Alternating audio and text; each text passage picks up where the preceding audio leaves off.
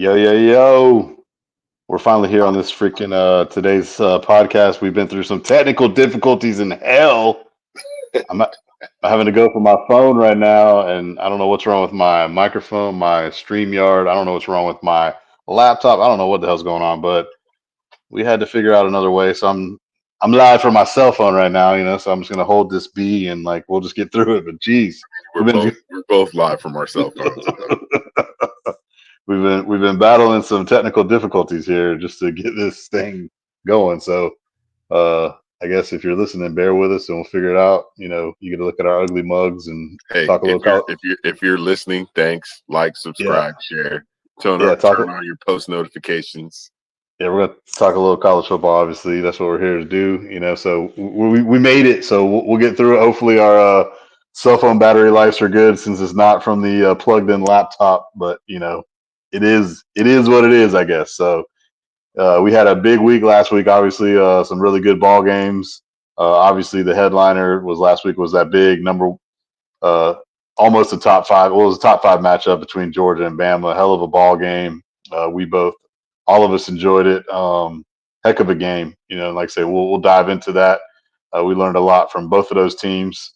But I guess we'll start off on your boys had the early Friday night game that we got to enjoy on a standalone game, and it lived up to the billing of a wild and crazy ending.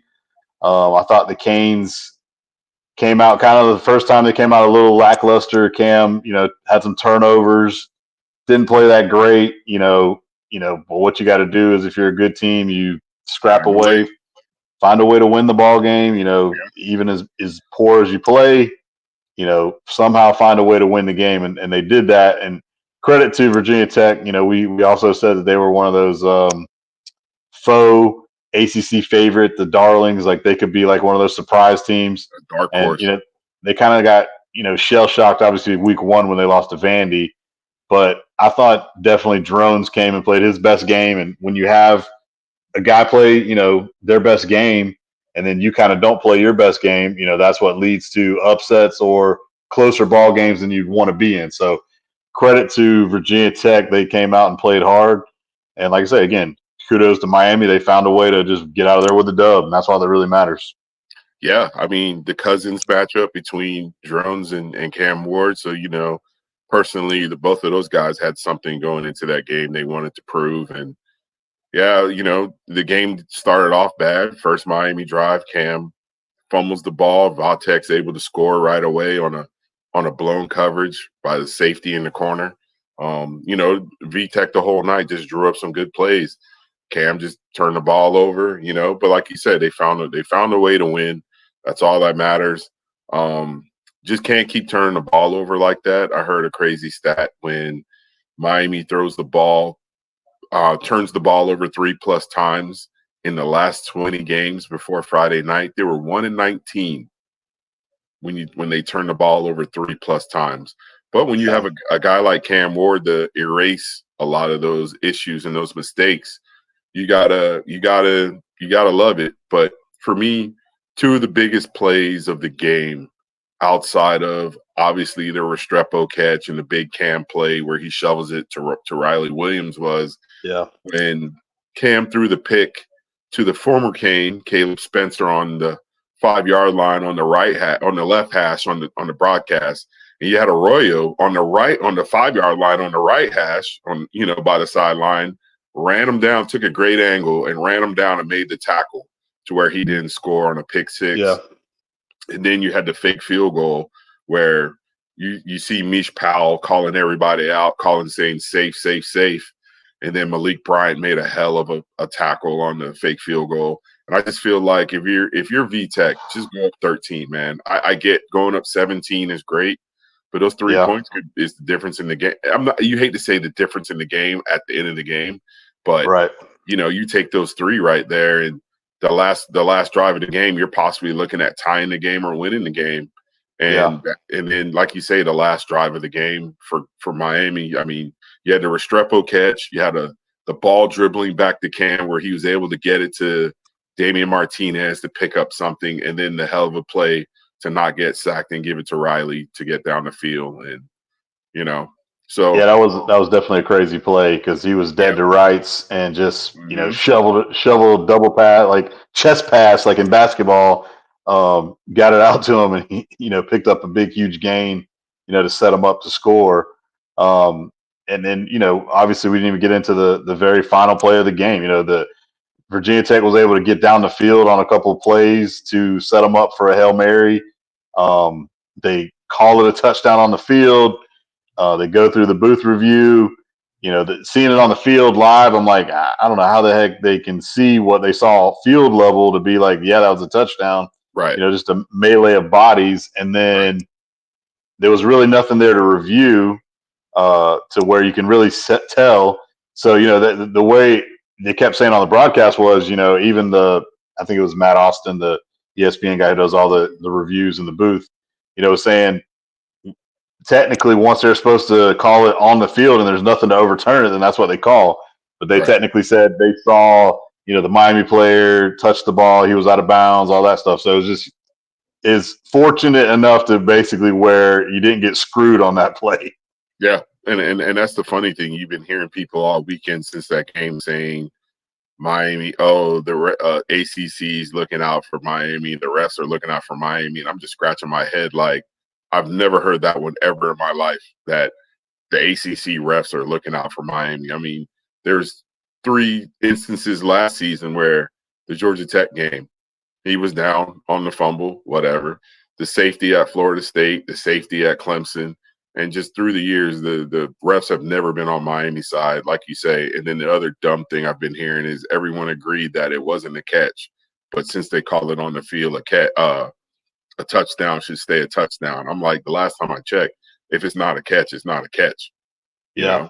But Yeah. it's here nor there. The Canes got lucky. We got out with one, and 1-0. Well, when I was thinking about it too, I'm like, in all honesty, the new age of college football is like, you can lose these games. You can, like, if you lose that game, for Yeah, some reason on that, yeah, and you still got a shot because you're going to play, you're going to have your own destiny of winning the ACC and you're automatically in. right. So that's where this day and age has kind of changed. And even in the years prior, even with the 4 team, one loss wasn't like detrimental to Yeah. your chances. It definitely hurt it if you had a couple But undefeateds. Case in point, last year with Florida State not get in, but this year now with 8 more spots, yeah, the loss basically doesn't really it really doesn't matter. You but can the lose but games now. yeah, no, I totally agree with you. But I just think for the psyche of the Miami program and where we've been the last several years, that first loss has always been like the domino effect of the rest Yeah, of the year. And definitely. like you say, the Georgia Tech loss last year was the domino effect of every game after that they were in. It was only one game where they really got blown out, but they just couldn't find a way to finish games. And it was a sloppy game by the Canes, like between the turnovers, and there was a ton of missed tackles Yeah, on the well, I defensive mean, side. I think, well, when you see the Virginia Tech rush for over 200 yards, you know, Yeah, that's a big stat. And then the fact that Drones was able to, throw it for 200 yards, they were basically balanced on offense. They yeah. were basically able to do kind of what they wanted. Um, the game, like they got up early, obviously, with that big second quarter, Mm-hmm. but then the game kind of settled in the second half, and then it was just kind of like, okay, well, it's a little bit back and forth, but you were almost chasing, and then Miami finally got on top and took the Yeah, lead. But then it was just like it was a really good game, back and yeah. forth, Well, wild, plays and everything like that. It was an entertaining ball game for sure, to say the yeah. least. But Well, here's my thing about people talking about you can't overturn the call. It's for me, it was like I was mad that they were reviewing it, but but to me, the last several years, that's what you want. The best example I've been giving people is remember the Miles Jack wasn't down play New England versus the Jags, because if right, they would have took the stance of what the refs took this past weekend, let it play out. If he was down, we could always go back and say, hey, he was down right here. yeah, I felt like the refs, they couldn't see it, so they felt like, hey, let's call a touchdown. We know it's going to be reviewed, and let's go from there. Because I feel like if they would have said incomplete, they would have never reviewed the play. So right, they probably felt like, hey, let's call it a touchdown. Let's review it. Let's get it right. And then after that, you know, everybody has an opinion of what a catch is, what a catch isn't. I didn't think it was a catch. You know, people are going to say, "Oh, because you're a Miami fan, you're saying that." But no, Right. I didn't think he completed the process on top of the player being out of bounds. But here nor there, Miami got the win, got out, Yeah. we're on the cow. Yeah, for sure. No, like I say, it was crazy ending, crazy ball game, but Yeah. the number one thing that matters is, like I say, is you get the dub. Mhm. So that's all that matters. For a team who can't get a dub is the team out west, buddy. You want to talk about struggle bus city, problems galore. It just continues. I mean, they get absolutely mauled by SMU, embarrassed. But the embarrassment continues. DJU looks like shit again. He gets hurt. They bench him. Now he's hurt. He's not going to play this week because he's broken his finger, Mhm. allegedly. Um, Brock Glenn, we're about to get our first taste of Brock Glenn for the season. That's what Florida State fans want to see, is another quarterback. Well, guess Mhm. what? I have a feeling that you're going to see a lot of the same. But yeah, SMU absolutely did work on the Knowles. So I was Yeah. just, I guess I wasn't surprised I was surprised by the number, but not surprised really. I wasn't surprised because, I said this is one of those games where FSU could lose just because of SMU's ability to put the ball, get the ball up and down the field. But at the same time, you can't help them by giving them 3 turnovers, and they had 21 points off of 3 turnovers. Yeah, for And sure. then on top of that, not just the 3 turnovers, they put the ball on the ground 3 more times, but they were lucky enough to get, to corral those instances of when they put the ball on the ground. And then the theme of the weekend is, for me, is take the damn points, man. Mike had an opportunity to make it 14-10 at the end of the half. They didn't take the field goal, and SMU stopped them, but they got lucky well, no, I take that back. They went for it on fourth down. They didn't get it. So I guess the logic is, hey, if we don't score, SMU has to go 90 to put points on the board. And then they Yeah, got lucky that they got the safety. the Yeah, safety to make it 14-9. And then, like you say, it was just all hell after that. I mean, the only bright side for Florida State has been Toa Feely. And even then, he only had 15 carries for 67 yards. But yeah. Well, that's the number one problem, dude. Everybody's blaming DJ and shit. You can't run the ball, and so when you and can't run it a lick, that means your passing offense is going to suck then, because everybody's teeing off on the pass rush. yep, Everybody's teeing off, lockdown and coverage, because they don't respect your run game. You don't have nothing. Like, no, you've got to be able to have some semblance of a running game, and so when you can't do that, that just compounds every other issue you got going on top of turning the ball over. You can't do that as well. yeah, But again, even when you do that, the side of the ball that's been very underwhelming is the defense, and they got exposed again.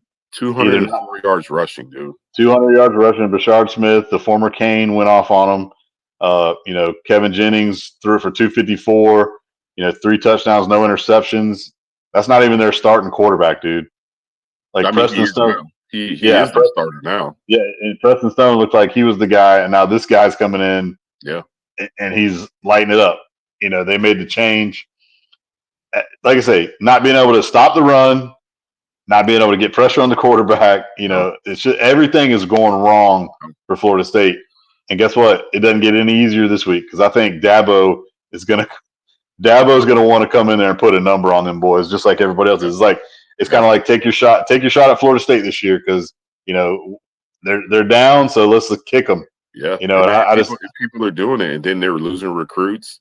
They're losing decommitments as well. So it's like it's just piling on and piling on, and this one could get ugly this weekend, real ugly. yeah, I have a feeling it is, but yeah, like I say, the Gators were on a bye week, so we didn't play. We got the UCF Knights this week, so Hmm. basically the other big takeaways obviously was the Bama game, which was phenomenal theater is what we'll call it. Bama stormed out and just looked like unbeatable. Like, what's going on here? Georgia doesn't have an answer for them. Milroe was playing out of his mind, and then Georgia made a hell of a comeback. I watched it again, the condensed version with Haiti just because she didn't get a chance to watch the game. And I still couldn't believe Georgia took the lead.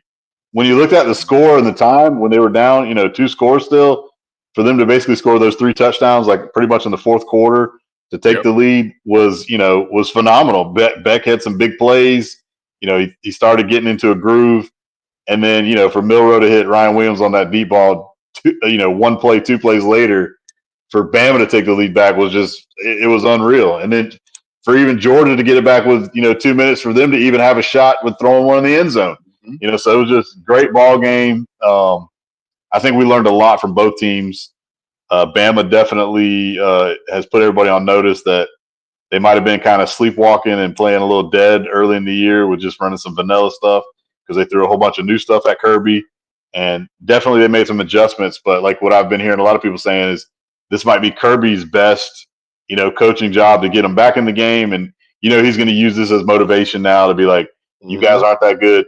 The only problem is, man, Georgia's got, some tough games still to play, man. Like having to play Texas and Tennessee in a couple of weeks, Ole Miss still and now that's their mulligan. If they lose one of those games, so let's just say they drop one to Texas or Tennessee or whatever, and they still make it into, the SEC championship because they win the rest of them. And then they got to play Bama again or Texas again or whatever. And then they lose that game, just 3 losses get you in the playoffs. That's where we're going to find out whether or not a 3-loss team can get in or not. So Georgia's definitely got their work cut out of them. That was their mulligan.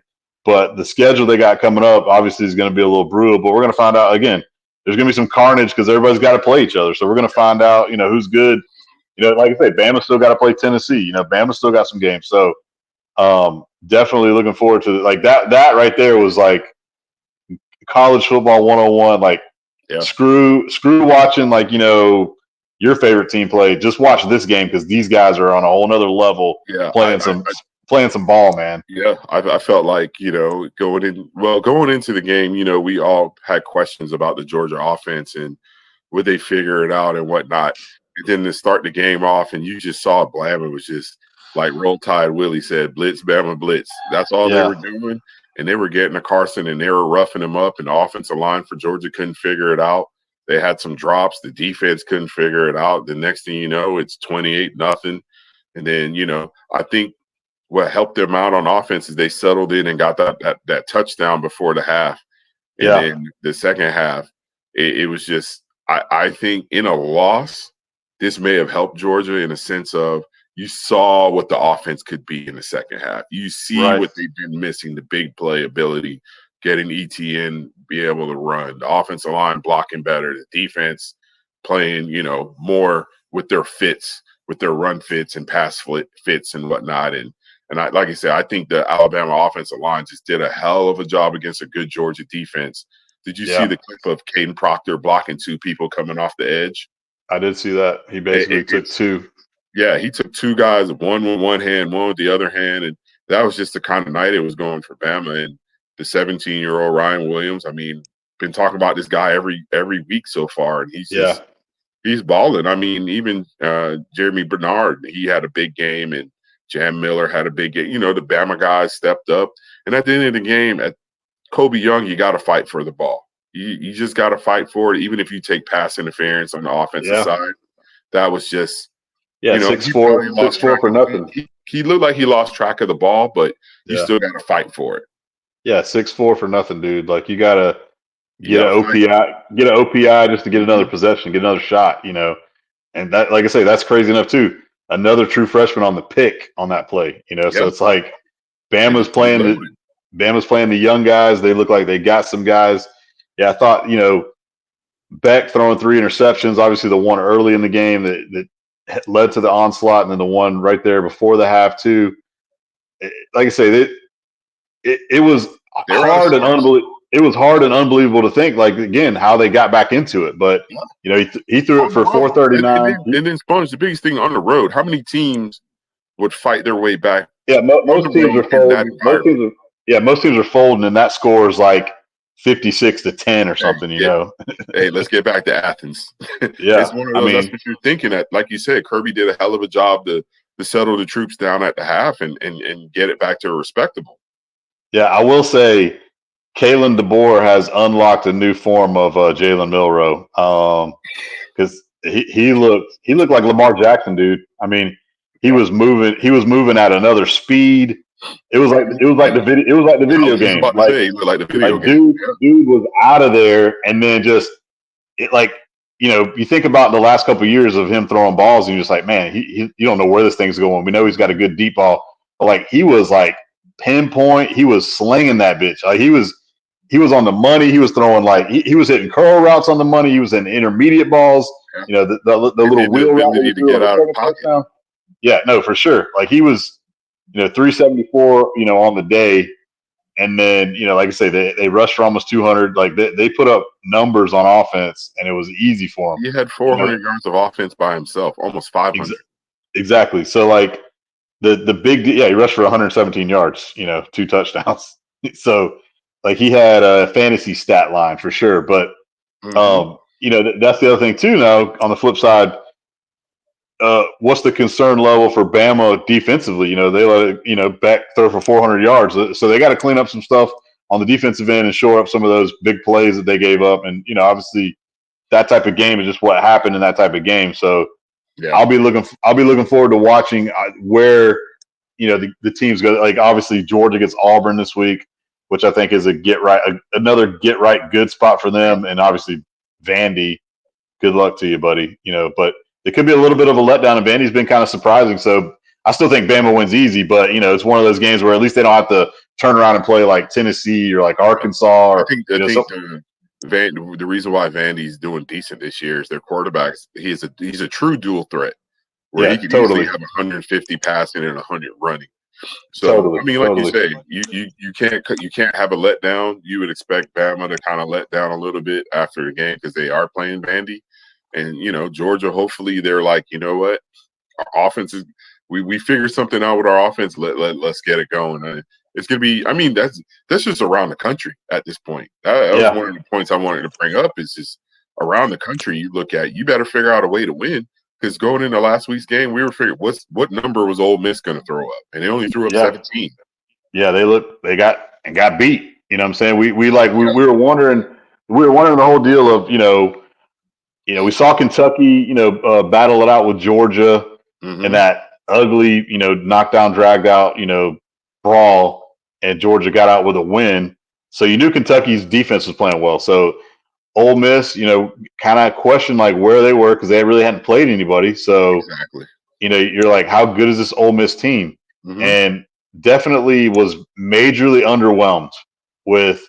When you have that much offense with your quarterback back in Jackson Dart, who's been there for a while, been your stud, you got these transfers in, you got a Juice Wells, you got some of these other guys that have come in, offensively to lift that offense up. And it was, like I say, completely underwhelming in my eyes. And, Kentucky did what they needed to do, hung around, and ended up, getting a big win on the road. So, like, I was definitely surprised that that Ole Miss lost. Ole Miss, in all accounts, that should have been a win. So now the big question is, where does Ole Miss go from here? People are already like talking. Lane's out here like. I know you were happy. Lane's out here. Lane's out here, coaching at Florida already. He's already, he's getting recruits at UF. So again, yeah, if I want Lane Kiffin to be the Gators coach, I don't need him playing in January. So. Right. That gives them their one mulligan, and guess what? I don't know. I see another loss for them. I just do. When you look at their schedule, it's their schedule is lighter than what you would say for most of the SEC teams where they don't have that like barrage of games, but they still got. I mean, like I say, guess where they're going this weekend? Cocktober, baby. So coming off a bye week. Exactly. Cocktober and Sellers is supposed to be back. So again, that'll be one of the games we'll probably touch on for this week's games. But yeah, the other big takeaways. What other big takeaways you got from last week? Upset wise. Genty again, another 200+ yard game with 4 TDs. What more can you say? There's a 4-man Heisman race between Genty, Travis Hunter, Milroe, and Cam Ward. Everybody else is just picking up the scraps, but right now, if those 4 guys continue on the pace they're playing, I might actually watch the Heisman Trophy ceremony this year. Yeah, Yeah. No, I mean, like I say, I guess you could even throw Shador in there right now too. The way he's Yeah, putting up, the yeah, way yeah. he's starting I to throw forgot it. about So like Shador. Yeah, that. he's throwing it to Travis. But yeah, Shador's Yeah, ever since that Nebraska game, they've kind of been on a little roll. So yeah. we'll see what they got. When they get more into Big 12 play here, because they're going to play a little bit. No, but that was a big win down in Central Florida this week. Yeah. Going into the game, we both thought that UCF was going to come out running the ball and control the clock and handle business. But I think what happened was Colorado jumped on them so quick that UCF had to kind of abandon what they wanted to do. Going down 14-0, and then hey, like I say, shout out to Dion and his guys for winning the battle at the lines of scrimmage. That's where the game was won. They've definitely improved. Stopping the run, obviously, because that was the number one rushing offense. Now, definitely, like you said, I think Malzahn changed it up a little bit because they were down, so they went to the pass. Maybe a little early, but they continued to shut down Harvey. And then on the flip side, we knew that this offense with Colorado is going to go through Shador, and they're going to be able to throw it around, and they got plenty of skill guys. Not even a Travis Hunter. So they've got dudes. So now, like I say, they're starting to figure some stuff out. Like I say, their schedule is definitely it's gonna pick up. But I mean, you've won 3 in a row now. You had obviously the miracle win. You got a bye week now before you play a K-State team who's been kind of up and down. So the next 2 weeks playing Arizona, who can obviously then throw it around too, will be interesting to see how good this Colorado team is. Because if you somehow get those 2 wins, now all of a sudden you're 6-1. Now you're like, hey, all right. Then you got some winnable games, like, because I think they're better than Cincinnati and the Texas Tech. So, like I say, their season has definitely turned around by just getting the upset. The upset. I'll call it an upset last week because they were 14-point underdogs, and then you get that Hail Mary win and you beat Colorado State no problem. So now you're like, okay, they've kind of figured some stuff out. So we'll see. We're not going to overreact to it, but I think I was more so shocked, and I kind of was let down and disappointed by is UCF not that good? Maybe they were a little overinflated on who they've played. Because they really hadn't played anybody up to that point as well. But I also think how many teams are going to play offenses like Colorado with those skill guys and the trigger man? It's like you say, as long as they give Shador 3 seconds, he's got enough guys that where you don't. There's no team in college football that have enough DBs to cover 5 guys that they have. They have legit 4 or 5 receivers. No, they do. They totally do. Like I say, I like Travis. I mean, you got Travis, Jimmy Horn, Will Shepherd, and then Miller hasn't done anything. Westry. You still got Westry. You got yeah. So like I say, they started getting a little bit better on the ground game. You 7. I can't think of 7, but yeah, he's like I say, going back to UCF, and we'll talk about it here in a second. Well, I'll save it for when we talk about UCF. But yeah, other than that, last week, trying to think what other game. Utah needs Cam Rising. Yeah, Utah stinks without Cam Rising for sure. They're not good without Cam Rising. And then you had Notre Dame beating a good Louisville team to a top 20 battle. Yeah, Louisville. I don't know what to think about them now. I think Notre Dame kind of handled them, and definitely the Pokes getting blown out as well. Yeah, K-State. Like I say, that K-State was kind of one of those teams where we're like they're kind of up and down. They got blasted by BYU the week before, so you're like, okay, and then they come back and they do the same. I think that's just kind of the Big 12 football. I think that's what we're going to see this year with the Big 12. Before we move on, because we probably got to speed it up with our phone power situations. If I would have said this to you before the season, what would be your honest reaction? Army, Navy, Indiana, BYU, and Rutgers all being 4-0. Yeah. I wouldn't have thought BYU because I didn't know nothing about them. And Indiana was the one team that kind of was circled on my radar because if you go look too, a lot of the schedules aren't very good. They haven't played much, but I still think Indiana is actually a pretty good team. And they got the lighter end of the Big Ten schedule too. Yeah. So what's surprising is Indiana could actually be like a 10-1 or a 10-2, 11-1 even. Like I think their biggest game is Ohio State on the road. The rest of I guess they play Michigan, but Indiana always plays Michigan well, and they're playing a whole lot better this year. And we know what Michigan's offense looks like. So Indiana definitely is a shocker. Now the surprise too is the two academy teams like Army and Navy. Yeah. They're literally vying for a group of 12 spot. Hold on. Am I going to actually get you to watch the Army Navy game this year? Yeah, maybe so. Like I say, this what's crazy is that could be a spot for the playoff. Like think about how awesome that would be. That'd be pretty awesome. Like to basically come down to the final, game of the season, the whole weekend is just Army Navy, and you have those two teams having to maybe play for it. That'd be pretty crazy. But definitely, the other thing too is Navy's kind of playing a little bit different style of ball. They're not the traditional, run the wing tee option, triple option, flex bone, all that stuff. But yeah, no, I and going forward too, I think all that like BYU, they were very impressive, obviously waxing Oak State, and then they did the same thing to Baylor. They handled business with Baylor. So BYU they beat K-State as well. Yeah, and that's what like no, that's what I'm saying. They blew K-State out a week ago, and then they handled business against Baylor last week. So here's Indiana's remaining schedule: at Northwestern this week, Nebraska, Washington, Michigan State, Michigan, Ohio State, and Purdue.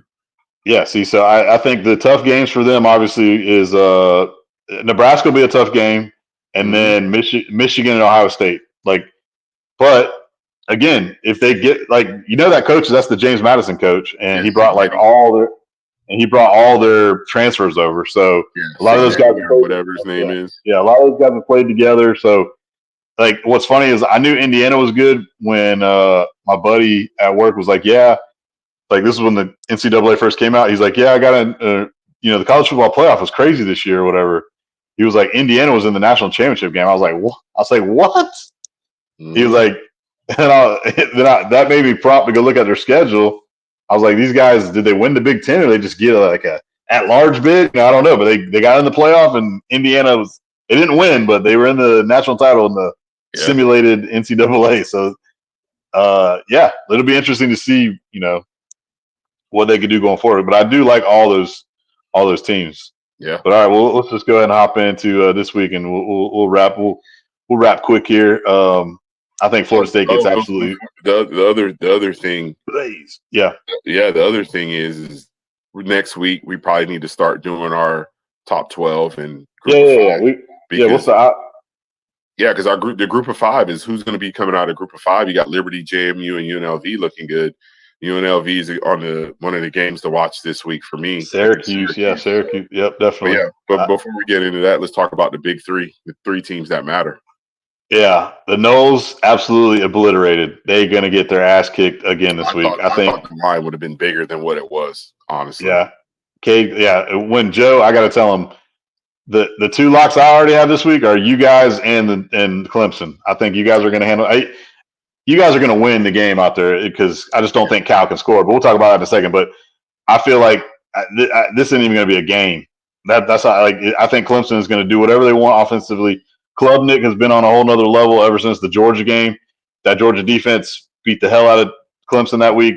Ever since, they've been averaging almost 50 a game. Not saying that Clemson's all of a sudden just great, but they've been playing really well. They're playing at a high level. And so the ACC looks like it's a 2-team race between you guys and Clemson to get to the ACC championship game. So as long as there's no slip-ups, I think that's going to be a heck of a ball game. But I just don't see I just don't think Florida State can't score. Yeah. Well, 1, they can't score. 2, they can't block. 3, you got not a true freshman, but you got a freshman back there with not a ton of experience, and you're going against one of the better defenses in the country. That's the other thing too. Clemson has a pretty good D. Think about it. Go back to that Georgia game, and they played with them for that first half. They shut them out pretty much. It was like a 7-0 ball game. Then finally Georgia wore them out. But I think Clemson on the flip side of that too.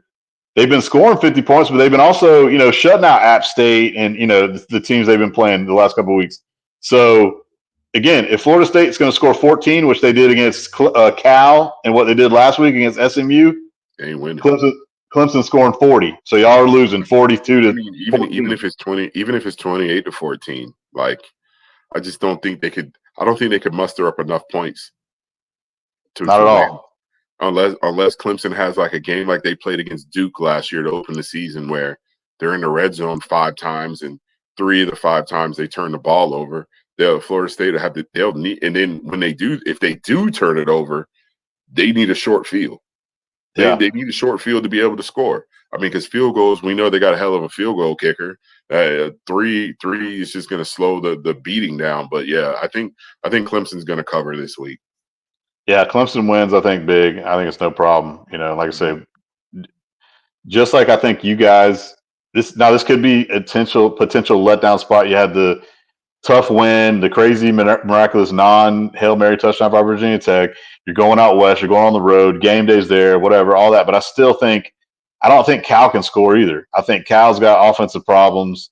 Defensively, they have been good. But guess what? You guys got Cam Ward. Cam Ward's played against Cal. You know, I think, rely on some of the run game to maybe not turn the ball over. Like I say, I think it might be a little tight early, but I think you guys, you're just a better team. So I think you guys win. Well, I've been saying all season that's been a concern of mine is the run game.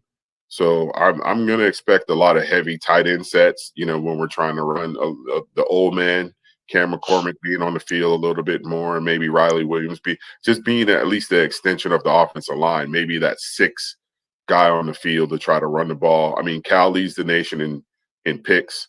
So, but I don't think they blitz enough. I think just they play a lot of coverage.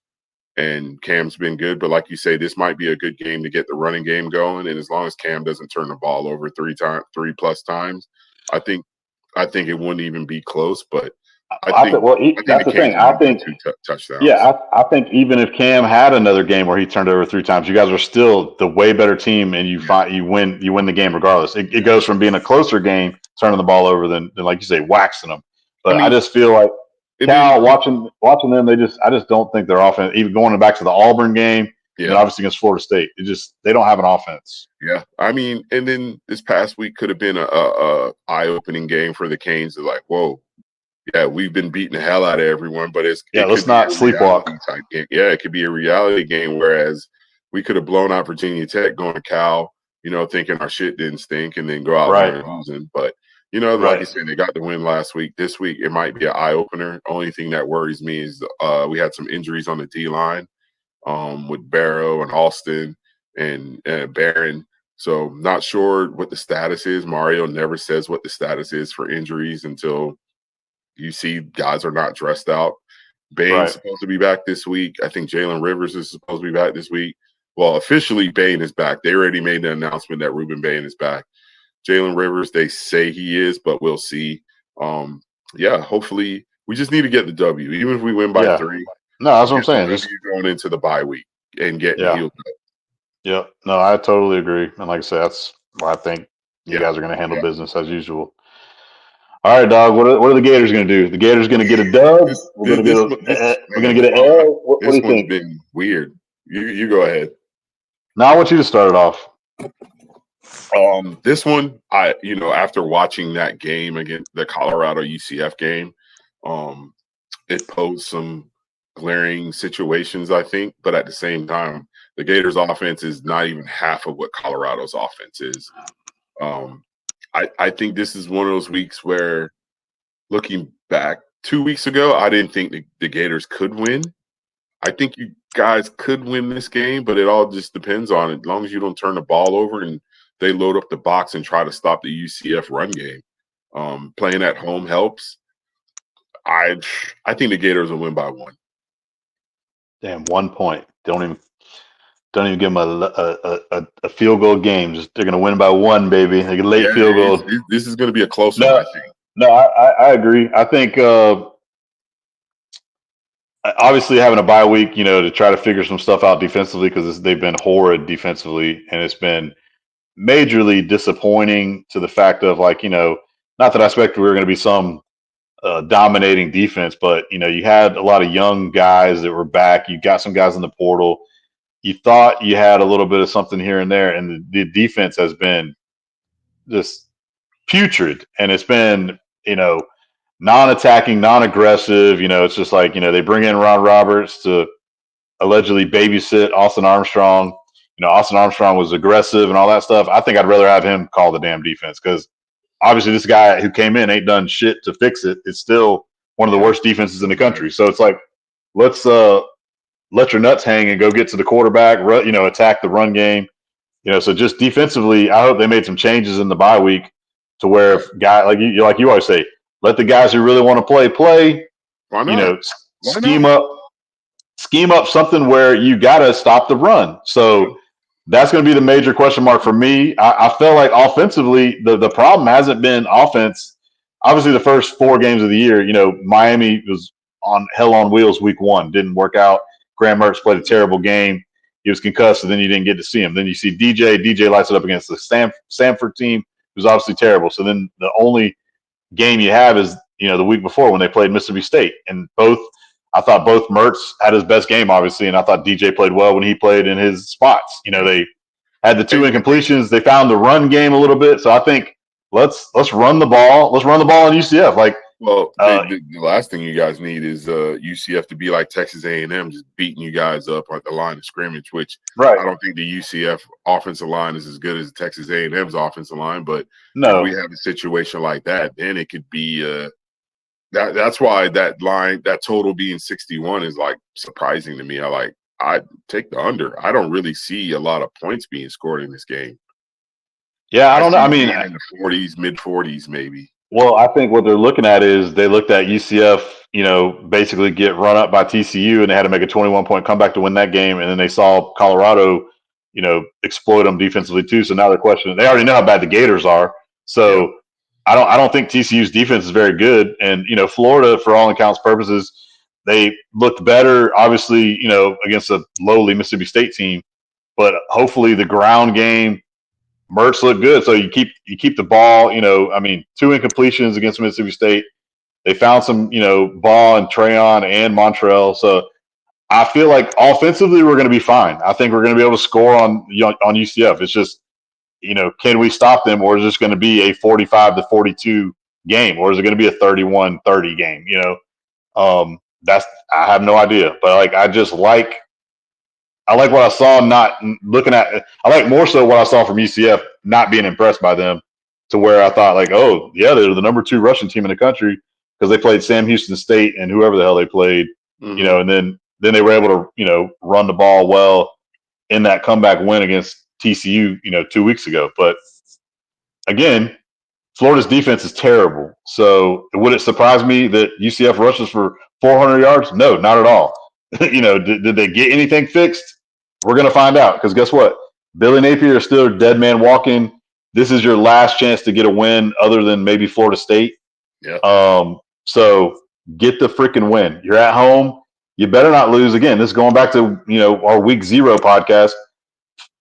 Fuck UCF. You're little brother. You don't belong. So go make them not belong.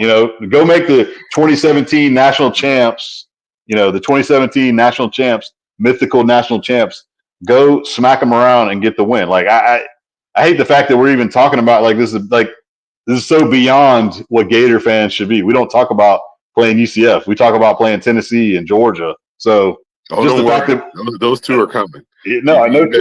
You better figure out UCF first. No, we're not beating anybody. That's what I'm saying. So this is the last win. Yeah, you see, I'm not wearing the Gator hat because Bama was more impressive. So we'll see if I can even put the Gator hat on next week, or if it's going to be all she wrote. But like I say, I think we need to win. You can't even put on your Braves hat today. I can't. I'm not putting that on either because they suck too. So, and I damn sure ain't putting on the Jaguar hat. So I'll probably be wearing Pro Impact and maybe Trinity, but they stink too. So yeah, it's not a good football season except for the Crimson Tide, baby, the Crimson Tide.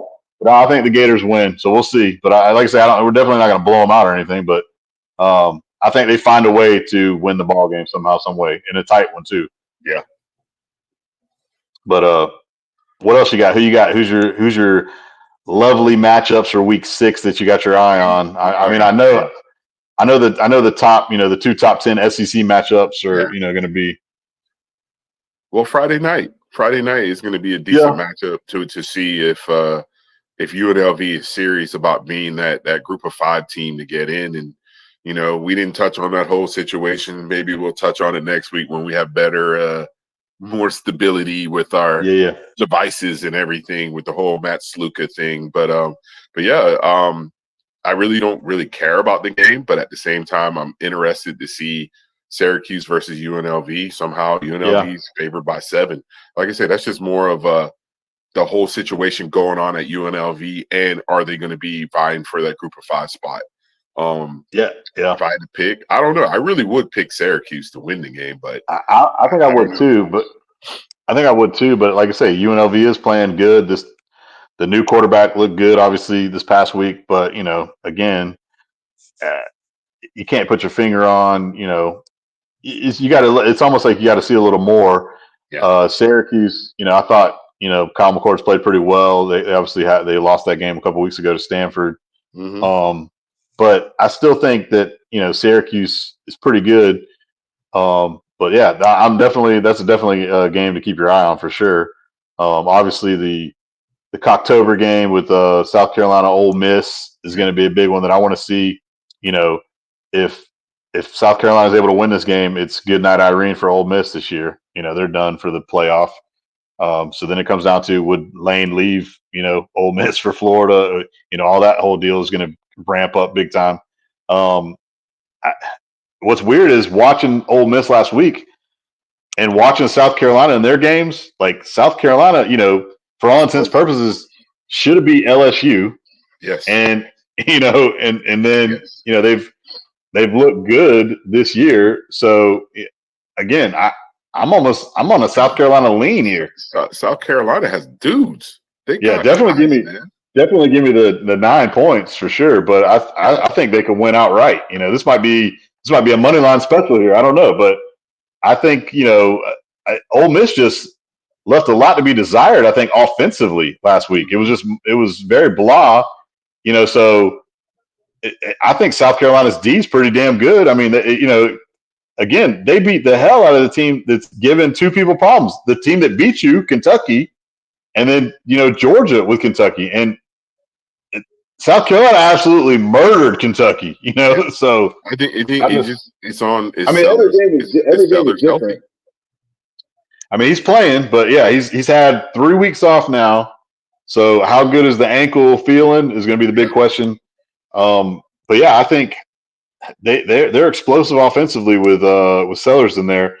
Ashford, it's a whole different kind of ball game, but I don't know. I guess definitely if Sellers is healthy and he's able to go and be good and be the quarterback we saw early in the year, Mm-hmm. they're going to give Ole Miss all kind of problems. Yeah, tease up that 9. Tease that 9 up to 15.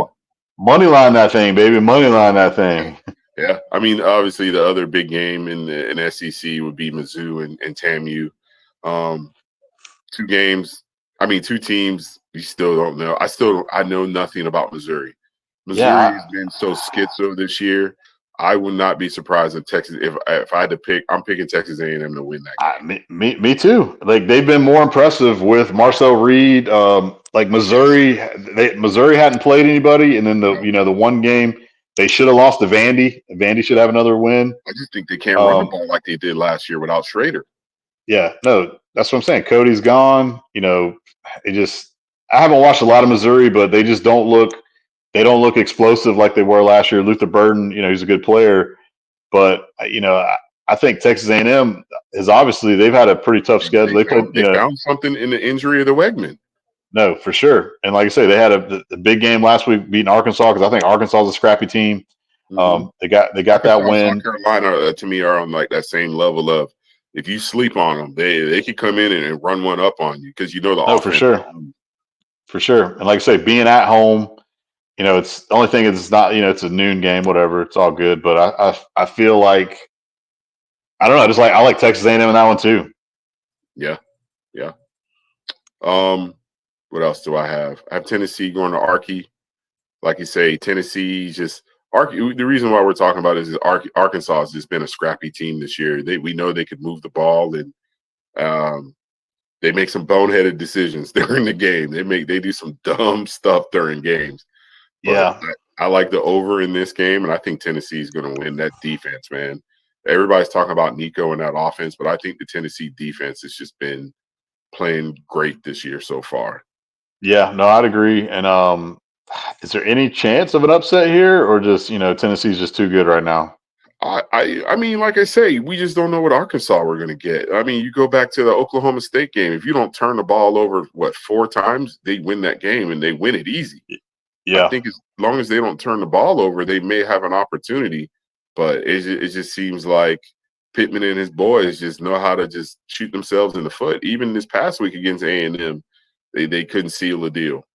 yeah. No, like I say, they were in it. It was a tight ball game. It was back and forth, and like I say, they just couldn't get it done. Yeah, But I mean, I just do defense. like the way they're playing. But Yeah, yeah, exactly. Them in, like I say, them in South Carolina, we both like how they've been playing, but you got to put the nail in the coffin when you have a chance. You can't let the better team per se keep winning or have the ability to pull away. And like you say, Tennessee, that offense has been clicking. The defense, you would think with an up tempo style offense that they run that want to score points, that there would be a drop off on the defensive side. But Tennessee hasn't showed that drop off on the defensive side yet. So yeah, I can yeah, see Tennessee winning by like 17 in this one. yeah, yeah. What do you think? You think Iowa has any chance against Ohio State? Can Uh, they slow down that? Can that defense be a problem at all? I mean, I know the line's big in that one. It's like 20, 20. 20 So and a half. I think their defense is good enough to keep it under 20. I think Ohio State's going to win. yeah, I think No Ohio State Howard wins too. and those skill guys. And the problem is, can Iowa score enough points? That's been Yeah, the issue the last 3 years. Yeah, if you look at Iowa's games this year, you'd be like, oh, they have scored points, but they haven't really played anyone. And then you shit the bed the second half against Iowa State. And that was still kind of a low scoring. I mean, that was a high scoring affair, according to Iowa and Iowa State, putting up like what 45, I think, total. But right. yeah, I like Ohio State in that game to win. I The got, I got, 20, I got, I don't I know. got one for you. I got one for you too that I'm kind of interested in. This is another team. I don't know if you said it in the undefeateds. About the Rutgers Scarlet Knights. I did. That was one of the Okay, one of the teams I mentioned. Like I say, yeah, 4-0. I mean, they're scrappy, man. They got and another they Isaiah have two. Pacheco type running They have, back. they have two decent wins. Obviously, Virginia Tech, who was kind of Hmm. obviously saw them, and then they beat Washington the other day. Yeah. I think this game could be interesting. Rutgers, Nebraska. I think it's two kind of matchup teams because we kind of like Nebraska early in the year. Hmm. They obviously lost that one to Illinois in overtime. Obviously, Illinois last week took one on the chin to Penn State. Hey, they played Um, tough. They played a tough game against Penn State, though. they actually did. Penn State didn't blow them out. It No. was a 14-point game, but it was pretty close the whole way. They just getting credit to Penn State. We didn't talk about this one earlier, but Penn State's D, obviously, when you hold Illinois to 7 points, that D stepped up. Yeah. So I'll be interested to see how Penn State, plays on because we know Aller's been playing really good this year. Offensively, they've been having a pretty decent season. Um, but yeah, I think Rutgers, Nebraska is going to be kind of a sneaky good game, maybe. Yeah. Three more for me is USC going to Mini. Going to Minnesota. Minnesota fought back and Yeah, almost pulled one out against Michigan, but hey, I yeah, just that game pissed me off. yeah, I know. I know. I'm not a big row the boat fan. Can't think of his name, the head coach, but they're a scrappy team. Yeah, no, that's Um, what I'm saying. Like Michigan had that thing, they almost blew it pinned, against and I, Wisconsin last week. They had yeah, to score what 20 or 28 nothing in the second half. yeah, USC. You're Minnesota, talking about USC. USC, yeah, Yeah, USC. yeah, yeah. No, I know USC was stinking up the joint. Yeah. Hey, they've been finding ways to win other outside of the Michigan game, but you Yeah, know, I don't think they're going to win the Big Ten. Um, SMU, I will I'm get. curious to see what SMU looks like going to Louisville after that Yeah, win against I Florida State. But I think we're going to find out a lot about SMU. I still think they're pretty good. Louisville, I don't know. They kind of took a step back, yeah, but we'll see how conference that game, goes. as they would say, the picture's being it's being painted at this moment with Yeah, yeah, all the conference games and everything. We're in the middle of almost midway through the season, buddy. yeah. No, for Which is sure. crazy to say. It feels like the first 6 weeks have kind of flown by, and we're gonna have what 55 days of straight football, Yep, yep. which is That's what it is. nuts. It's Yep, nuts. you get all the action, you get all the college football, you get NFL football, it's football, football, football. All right, what's your last one, and then we'll wrap this thing up. Just to see how the Georgia offense Yeah, that's a good against one. Auburn. It's at home. Let's see if the Georgia offense could pick it up and beat the dog shit out of Auburn. Yeah, that's a big line. has That's so a big many line. weapons, Dude, yeah, Auburn defensively they played pretty good. That was an ugly game, obviously last week against Oklahoma. Yeah, the pick six. Probably should have won the game, but like I say, through the bad interception, let Hawkins get loose on a couple plays where he was crazy. Oklahoma had like every receiver on the roster injured, but yeah, Auburn's got major problems, and the 24.5 is a lot of points, but if Carson Beck can throw it for 430 on them, it's going to be a long day for Auburn. I think Georgia wins no problem, but yeah, I'm just curious to see what the offense looks like. That's the only reason why I put this on my in my notes is just I just want to see what the Georgia offense did last week's game get them clicking. Yeah, no, I agree. Hey, but last one I just happened to see. What's the number your boy Cade puts up on Carolina D this weekend? Ooh, yeah, I like Pitt. I like Pitt against Carolina. I need to see what's the line on that one. Let's see. It is Pitt 2.5. Whew. 2.5 total 63.5. Yeah, that might be a game we have to look at that one. But yeah, Carolina's obviously been reeling. Pitt, yeah. Cade's been doing some big work. So like I say, yeah, let's go Pitt Panthers, baby. But all right, my boy, we made it through on the cell phone edition of the Talking Ball podcast. So appreciate you bearing with us. My phone's juicing out. I got to go get the cruise dude from school. And like I say, we appreciate all the love and support, and hopefully we'll figure out our situation. Our situation? Yeah, my situation with my microphone / laptop / StreamYard / whatever the hell. And we'll figure it out. But if not, hell, I guess we'll have to do it this way until we can figure it out. Yeah. Maybe I have to go purchase myself a new laptop. But hey, it worked out. Yeah.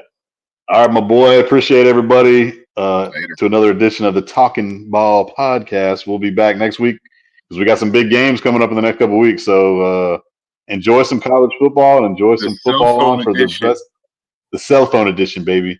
All right, my boy. We'll holler at y'all, peoples. All right, man, later. Yep.